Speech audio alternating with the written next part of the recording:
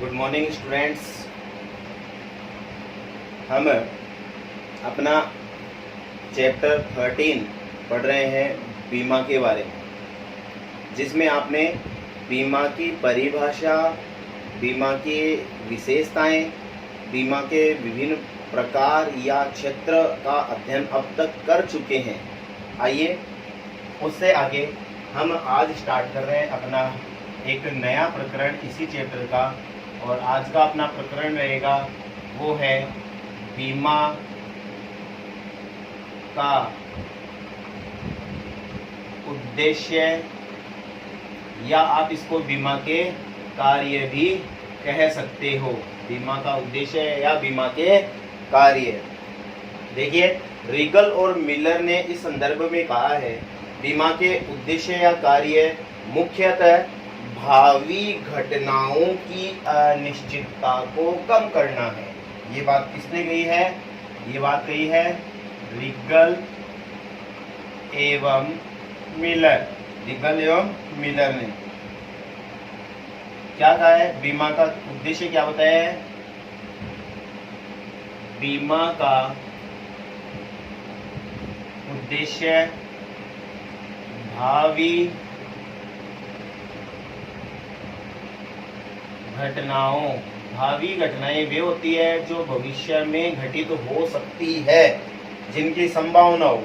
तो भावी घटनाओं की अनिश्चितता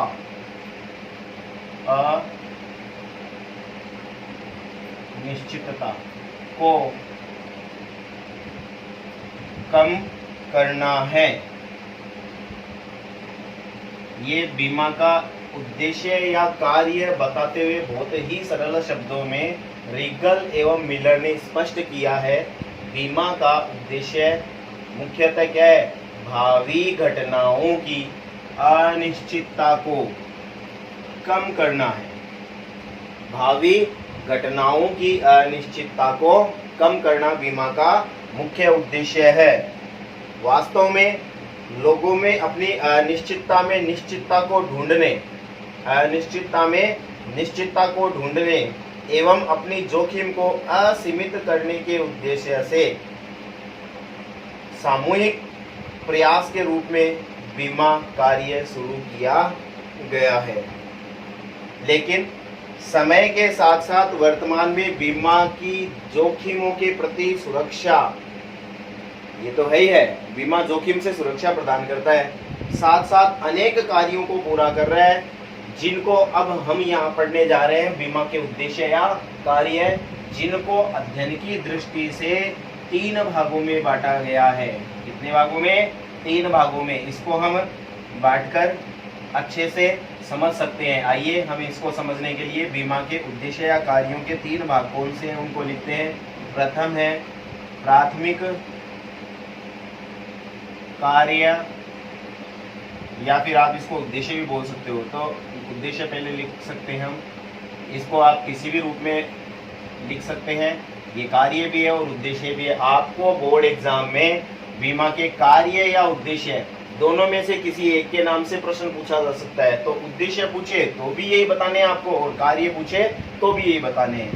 दूसरा, इसमें अपन पढ़ेंगे इसके प्राथमिक होने के बाद सहायक कार्य या उद्देश्य, सहायक कार्य या उद्देश्य, और उसके बाद में हम सी इसमें पॉइंट बनेंगे बीमा के सामान्य कार्य या उद्देश्य। तो अपना जो अध्ययन का क्षेत्र होगा वो इन 3 पे होगा। ए प्राथमिक कार्य, बी सहायक कार्य और सी सामान्य कार्य। आइए हम इनकी ओर आगे बढ़ते हैं। हम सर्वप्रथम शुरू कर रहे हैं अपने बीमा के प्राथमिक कार्य या इसके उद्देश्य। बीमा के प्राथमिक कार्य या उद्देश्य। देखिए, बीमा के प्राथमिक कार्य या उद्देश्य में वे कार्य या उद्देश्य आते हैं जिनके कारण, जिन उद्देश्य के लिए बीमा की शुरुआत हुई है या बीमा का विकास हुआ है। तो बीमा किस लिए किया जाए, किस लिए शुरू किया गया है और ये किस प्रकार कार्य करता है, इसका जो मुख्य उद्देश्य है वो हमने यहाँ पढ़ा है। मुख्य उद्देश्य भावी घटनाओं की अनिश्चितता को कम करना है। तो इसी के आधार पर इसके हम प्राथमिक कार्यों का यहाँ पे अध्ययन करने जा रहे हैं। देखिए बीमा के प्राथमिक कार्यों को कुल 5 श्रेणियों में बांटा गया है, कुल 5 श्रेणियों में बांटा गया है। आइए हम उनका यहाँ पे अध्ययन करने जा रहे हैं, जिसमें पहला है प्रथम जोखिमों के विरुद्ध, जोखिमों के विरुद्ध अनिश्चितता को निश्चितता में बदलना। तो जोखिमों के विरुद्ध निश्चितता, निश्चितता प्रदान करना। प्रथम जो बीमा का प्राथमिक कार्य है उसमें जोखिमों के विरुद्ध निश्चितता प्रदान करना, जोखिमों के विरुद्ध निश्चितता प्रदान करना, इसमें अपना पहला प्राथमिक कार्य है। देखिए इसको अच्छे से समझिएगा, ये मूलभूत कार्य भी है या मूलभूत उद्देश्य भी हम इसको कहेंगे, जिसमें बीमित की जोखिम को कम करना या हानि की अनिश्चितता को कम करना है। हमारे जीवन में या व्यवसाय में अनेक प्रकार की जोखिम बनी रहती है, व्यक्ति के स्वयं के जीवन में या फिर वो जिस किसी आर्थिक गतिविधि में भाग ले रहा है, मान लीजिए जैसे व्यवसाय, तो जोखिम बनी रहती है व्यक्ति के जीवन में और व्यवसाय में अनेक प्रकार की। इनमें से कुछ जोखिमों यानी कि अनिश्चितताओं, जोखिम क्या है? अनिश्चितता ही है। तो कुछ जोखिमों को एक निश्चित राशि प्रीमियम के रूप में देकर बीमाकर्ता को हस्तांतरित कर सकते हैं। आपको याद है जब हमने बीमा की विशेषताएं पढ़ी थी, उसमें पढ़ी थी केवल और केवल शुद्ध जोखिमों का बीमा हो सकता है। कौन सी का? शुद्ध जोखिमों का। तो शुद्ध जोखिम कौन सी है? वे जोखिम जिनमें एक ही संभावना है, अगर घटना घटित होगी तो हानि होगी, नुकसान होगा, और घटना घटित नहीं होगी तो हानि नहीं होगी, लाभ की संभावना वहां पे नहीं है। उन्हीं जोखिमों का बीमा किया जा सकता है। इसलिए लिखा है कुछ अनिश्चितताओं या जोखिमों को एक निश्चित राशि प्रीमियम के रूप में देकर बीमा करता यानी कि बीमा कंपनी को हस्तांतरित किया जा सकता है, कर सकते हैं। यहाँ हमें ध्यान देना है कि बीमा के द्वारा किसी व्यक्ति की जोखिम को केवल निश्चित किया जा सकता है, किंतु किसी कार्य विशेष में विद्यमान जोखिम को न तो बीमा कम कर सकता है न उसको समाप्त कर सकता है। जोखिम तत्व फिर भी बना रहेगा, जोखिम तत्व फिर भी बना रहेगा। बस बीमा कंपनी क्या करती है? उसको कुछ हद तक निश्चितता प्रदान करती है, और वो भी केवल आर्थिक रूप से, वो भी केवल आर्थिक रूप से। लेकिन यहाँ जोखिम को कम या समाप्त नहीं किया जा सकता है। वास्तव में बीमा बीमित की जोखिम को बीमाकर्ता को हस्तांतरित करता है या करने की एक विधि है या तरीका है। बीमाकर्ता बीमित को यहाँ विश्वास दिलाता है कि हानि का भुगतान उसको कर दिया जाएगा अगर उसने पॉलिसी ली है। ऐसी निश्चितता प्रदान करने के लिए ही बीमा कंपनी है वो प्रीमियम वसूल करती है। तो प्रीमियम लेती है, इसके एवज में वो वचन देती है कि निकट भविष्य में अगर आपकी कोई ऐसी जोखिम उत्पन्न होती है तो उसके विरुद्ध आपको निश्चितता प्रदान की जाएगी, मतलब इतनी राशि निश्चित तौर से आपको उपलब्ध करवा दी जाएगी। वो राशि देने का बीमाकर्ता या बीमा कंपनी है वो वचन देती है। तो इसका पहला जो कार्य था, प्राथमिक कार्य, उसमें जोखिमों के विरुद्ध निश्चितता प्रदान करना, ये हमने इसको जाना। देखिए इसका दूसरा प्राथमिक कार्य या उद्देश्य है वो है सुरक्षा प्रदान करना, सुरक्षा प्रदान करना। जी हाँ, ये बीमा का अपना अगला इसमें कार्य होगा, दूसरा सुरक्षा प्रदान करना। सुरक्षा आर्थिक हानि के विरुद्ध, केवल और केवल आर्थिक हानि के विरुद्ध ही सुरक्षा प्रदान की जाती है। ध्यान से सुनिए, बीमा का उद्देश्य आर्थिक हानि के विरुद्ध सुरक्षा प्रदान करना है। बीमा के द्वारा कोई भी व्यक्ति या संस्था अपनी हानि के संभावित अवसरों के विरुद्ध, वापिस से सुन लीजिए, मैं एक बार फिर बोल दूं, बीमा के द्वारा कोई भी व्यक्ति या कोई भी संस्था, व्यक्ति इंडिविजुअल अपना बीमा करवा सकता है, तो व्यक्ति भी हो सकता है या संस्था भी, तो व्यक्ति या बीमा क्या कर सकते हैं? अपनी संभावित जो हानि होने की संभावना है, हानि की जो संभावित अवसर है, उनके विरुद्ध सुरक्षा प्राप्त कर सकता है। संभावित हानि के विरुद्ध, जो हानि हो सकती है भविष्य में, उसके विरुद्ध सुरक्षा प्राप्त कर सकता है। हानि का समय और राशि अनिश्चित होती है, भाई कोई नहीं बता सकता। अगर हानि होगी तो कितनी होगी और कब होगी, ये अनिश्चित है, निश्चित नहीं है, ये कोई नहीं बता सकता, ये अनिश्चित होती है। बीमा जोखिम को रोक नहीं सकता है, लेकिन जोखिम घटने से होने वाली आर्थिक जोखिम के भुगतान की व्यवस्था कर सकता है। आर्थिक जो नुकसान होता है उसके भुगतान की व्यवस्था कर सकता है, और ऐसा करके वह बीमाकर्ता को बीमित को सुरक्षा प्रदान करता है। इसमें बीमा के जरिए कोई व्यक्ति अपनी संपत्ति है, मकान है, फर्नीचर है, माल है, मूल्यवान वस्तु है, धनराशि है, ये आदि की अग्नि से, चोरी से, डकैती से बीमा करवाकर सुरक्षा उनको प्राप्त कर सकता है, सुरक्षित हो सकता है। तो बीमा सुरक्षा प्रदान करता है। तो ये इसका दूसरा प्राथमिक कार्य हो गया। तीसरा यहाँ पे जो कार्य मैं लिखने जा रहा हूँ, ध्यान से सुनिए, आपने इसको विशेषताओं में भी पहले जाना है। ये क्या करता है, बीमा जोखिमों का विभाजन करता है, जोखिमों का विभाजन या फैलाव, जोखिमों का विभाजन या फैलाव करना। जोखिमों का विभाजन या फैलाव कैसे, आपको मैंने पहले भी बताया था विशेषता में कि ना एक जैसी जोखिम से घिरे हुए व्यक्ति जब एक कोष में अंशदान देते हैं तो उसमें से अगर किसी व्यक्ति को इस मान लीजिए दुर्भाग्यवश किसी के साथ कोई घटना घटित हो गई तो उस कोष में से उसको भुगतान किया जाता है। इस प्रकार बीमा एक ऐसी विधि है जिसमें एक व्यक्ति की जोखिम को अनेक व्यक्तियों में बांट दिया जाता है। इस संदर्भ में एक प्रसिद्ध विद्वान बेवरीज ने भी इस संदर्भ में अपने विचार व्यक्त किए और उन्होंने कहा है बीमा सामूहिक रूप से जोखिम उठाना ही है, यानी कि बीमा के सामूहिक रूप से जोखिम उठाना ही बीमा है। मतलब मिलजुल कर एक व्यक्ति की जोखिम को अन्य व्यक्ति मिलकर अपने कंधों पर उठा लेते हैं, यही बीमा है। तो सर विलियम बेवरीज ने इस संदर्भ में क्या कहा है, सामूहिक रूप से जोखिम उठाना ही बीमा है। तो आइए हम इसको देखते हैं। देखिए, कोई भी आपदा या दुर्घटना या जोखिम वो व्यक्ति को स्वयं को वहन करनी पड़ेगी। मान लीजिए कि ना किसी के साथ दुर्घटना घटित हो गई तो उसको जो नुकसान होगा वो उस व्यक्ति को स्वयं को ही भुगतनी पड़ेगी, उसे ही वहन करनी पड़ेगी।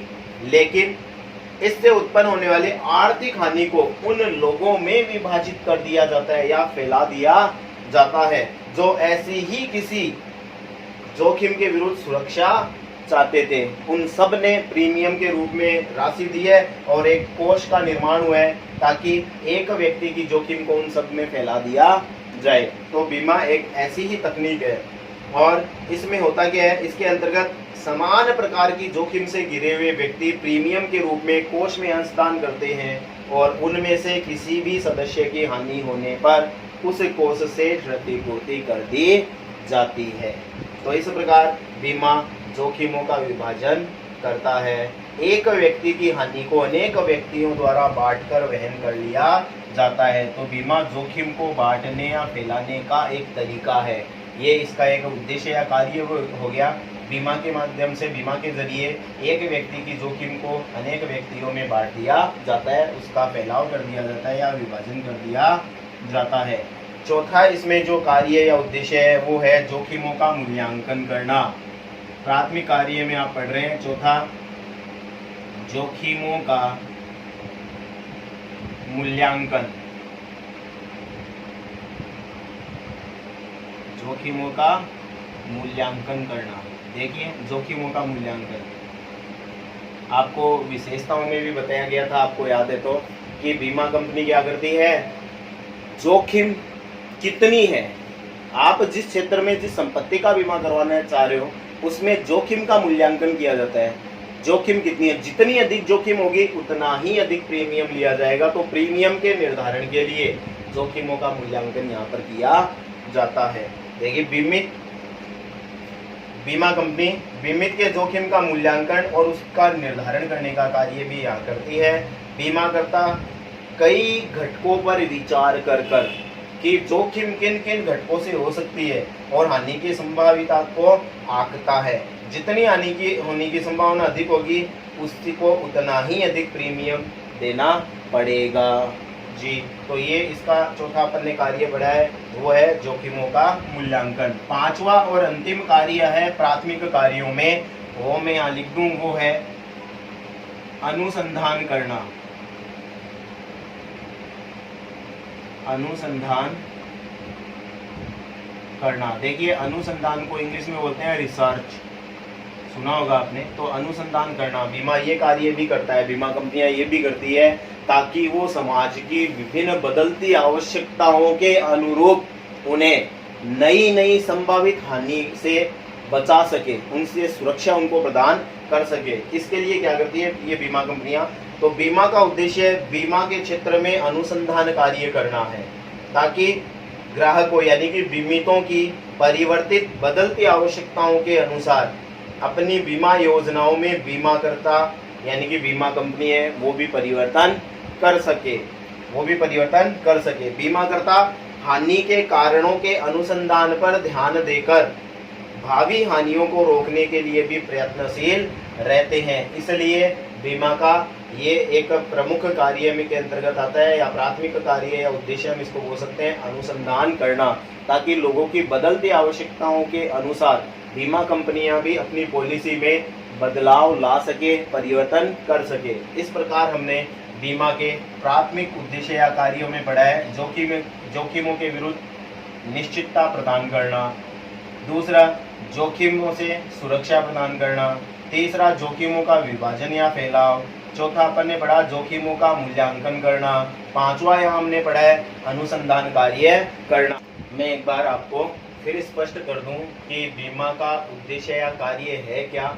आपको एक छोटा प्रश्न केवल ये भी पूछा जा सकता है कि बीमा का उद्देश्य स्पष्ट किया, छोटा प्रश्न पूछे आपको तो आपको क्या करना है, तो बीमा का उद्देश्य क्या है बस इसे ही बता दीजिए, या क्या कार्य इसको, जैसे रिगल और मिलर ने जैसे स्पष्ट किया है आप ऐसे इसको स्पष्ट करते हो। अगर एक नंबर का प्रश्न ऐसे पूछा जाए तो एक बार फिर बता दूं आपको, रिगल एवं मिलर के शब्दों में रिगल एवं मिलर ने बीमा के उद्देश्य को स्पष्ट करते हुए कहा है कि बीमा का उद्देश्य या कार्य मुख्यतः भावी घटनाओं की अनिश्चितता को कम करना है।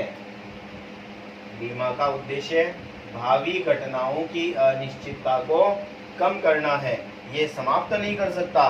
ध्यान से सुनिए आप कि वास्तव में लोगों ने अपनी अनिश्चितता में निश्चितता को ढूंढने एवं जोखिम को असीमित करने के उद्देश्य से सामूहिक प्रयास के रूप में बीमा के कार्य को प्रारंभ किया। लेकिन समय के साथ साथ वर्तमान में बीमा जोखिमों से सुरक्षा प्रदान करने के साथ साथ और अन्य भी कार्य करता है। तो बीमा के कार्यों को हमने अभी जो जाना है आज इसमें आपने पढ़ा है वो है बीमा के प्राथमिक कार्य या उद्देश्य, जिसमें हमने पढ़ा जोखिमों के विरुद्ध निश्चितता प्रदान करना। इसमें कुछ जोखिमों जैसे परिकल्पी जोखिम जो होती है जिसमें लाभ होने की भी संभावना होती है, लाभ जैसे कि मान लो कि बिक्री हुई या नहीं हुई, आप इस चीज का बीमा नहीं करवा सकते कि माल मेरा नहीं बिका तो नुकसान हो जाएगा तो मैं इसका बीमा करवा लूं, नहीं, इस घटना का आप बीमा नहीं करवा सकते क्योंकि माल अगर बिकेगा तो आपको लाभ होगा, नहीं बिकेगा तो आपको हानि हो सकती है। तो ये परिकल्पी जोखिम, आप परिकल्पी जोखिम का बीमा नहीं करवा सकते।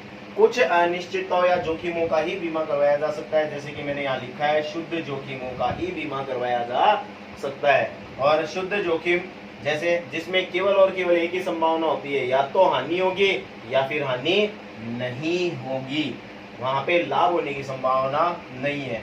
तो यह प्राथमिक कार्य है जोखिमों के विरुद्ध निश्चितता प्रदान करना, पहला प्राथमिक कार्य। दूसरा सुरक्षा प्रदान करना, जोखिमों से सुरक्षा प्रदान करना। बीमा कभी भी जोखिम को खत्म नहीं कर सकता, समाप्त नहीं कर सकता, न उसको वो कम कर सकता है। बस अगर ऐसी कोई घटना घटित होती है तो आर्थिक हानि का आपको भुगतान बीमा कंपनी कर सकती है, तो इसके प्रति वो सुरक्षा प्रदान करेगी। यहाँ सुरक्षा का मतलब आप ये मत समझ लीजिए कि बीमा कंपनी कोई होमगार्ड है वो नियुक्त कर देगी कि ये आपकी संपत्ति की सुरक्षा करेंगे, ऐसा बीमा कंपनी नहीं करेगी।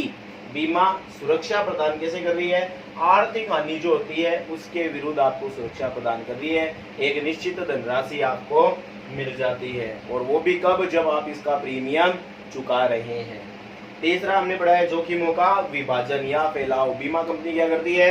एक जैसी जोखिम से घिरे हुए जो व्यक्ति है, जो एक समान अंशदान कर रहे हैं एक कोष में, उसमें से अगर किसी सदस्य को कोई हानि होती है तो उसकी भरपाई कर देती है, लेकिन उसकी हानि को अन्य व्यक्तियों में बांट दिया जाता है। जी, जोखिमों का मूल्यांकन करती है बीमा कंपनियां। जोखिमों का मूल्यांकन करती है कि ना घटना के घटित होने की संभावना कितनी है, उसके सारे घटकों का अवलोकन करती है, मूल्यांकन करती है, और उसके आधार पर वह प्रीमियम की राशि का निर्धारण करती है। तो यहाँ जितनी अधिक जोखिम होगी उतना ही अधिक प्रीमियम चुकाना पड़ेगा। जी, पांचवा और अंतिम है अनुसंधान करना। तो बीमा कंपनियां अनुसंधान कार्य भी करती है ताकि वह उपभोक्ताओं की यानी कि बीमित की बदलती आवश्यकताओं की पूर्ति कर सके, यानी बदलती आवश्यकताओं के अनुरूप जो जोखिम बढ़ती जा रही है, जोखिम का स्वरूप बदलता जा रहा है, उसके अनुकूल बीमा कंपनियां अपने जो पॉलिसी है उनमें बदलाव कर सके और उन्हें विभिन्न प्रकार की सुविधाएं उपलब्ध करवा सके। इसलिए बीमा कंपनियां हैं वो अनुसंधान कार्य भी करती रहती